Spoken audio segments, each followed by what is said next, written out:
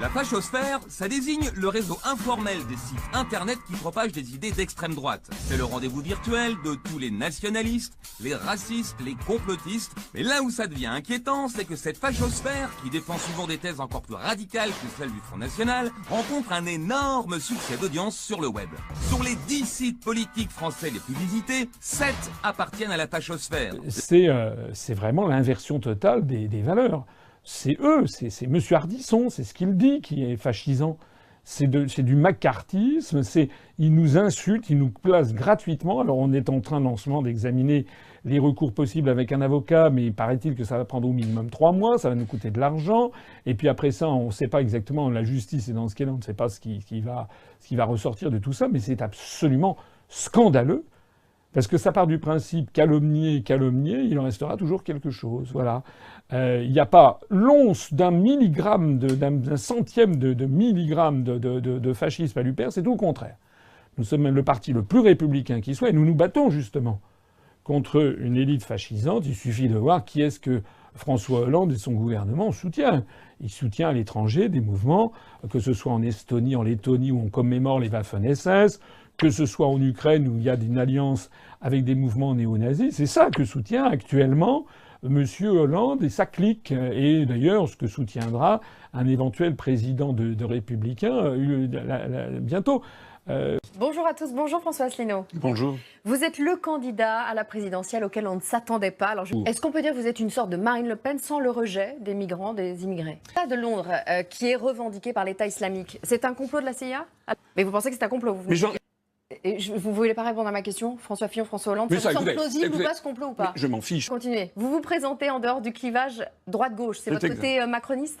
En France, est-ce que vous pensez, comme François Fillon, que c'est François Hollande qui a organisé un complot contre lui? Quel est le candidat dont vous vous sentez le plus proche? Macron, qui est énarque comme vous et qui ne veut pas du clivage droite-gauche, Le Pen, qui prône le souverainisme, Mélenchon, qui déteste les Américains, ou Fillon, qui se dit victime des médias? François Asselineau, vous qui voyez des complots partout, on ne vous a jamais entendu sur le 11 septembre. Est-ce que c'est un coup de la CIA, là aussi? D'abord, je ne vois pas des complots partout. Je m'inscris en faux. Ça fait partie d'une campagne de dénigrement qui n'est pas correcte dans le cadre d'une campagne électorale.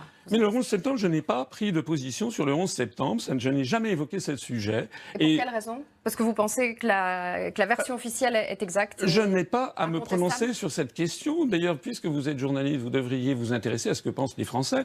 Moi, ça n'est pas le sujet. Non, mais le 11 septembre, vous prétendez à la plus haute fonction de l'État. C'est normal d'avoir une opinion sur le 11 septembre. Mais demandez donc aux autres candidats la même chose.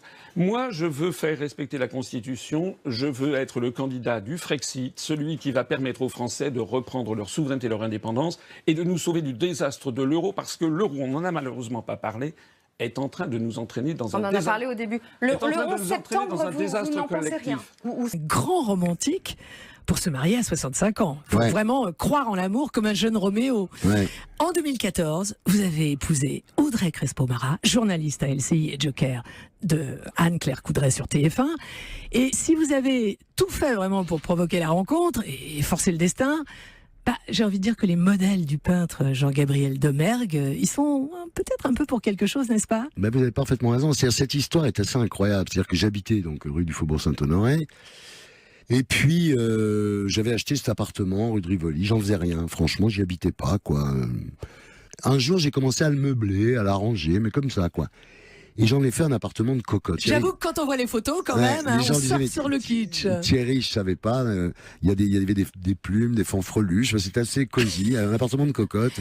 Un peu Jacques Garcia pour le coste. Et donc, je me suis mis à collectionner les tableaux de Domergue, évidemment, que j'aime beaucoup. Domergue, c'est un petit maître, mais il y a du Watteau dans Domergue encore. Il y a une espèce d'esprit français qui se perpétue. Il faisait des portraits de gens riches et puis il faisait des demi-mondaines. Et donc moi, j'ai tout un tas de portraits de femmes avec des coups. Alors il fait des coups très très longs, trichés, c'est triché. Des femmes qui ont des petits bibis sur la tête. Des coups très longs avant Jean-Paul Goude. Voilà, c'est exactement, bravo. Et donc, je tapisse les murs du salon de tableaux de Domergue. Et puis je suis là comme un con, quoi, en fait. Tout seul. Je m'entends moins bien avec Béatrice à cette époque-là. Et à la télévision, je vois sur la matinale d'LCI, je vois Audrey Crespo-Mara.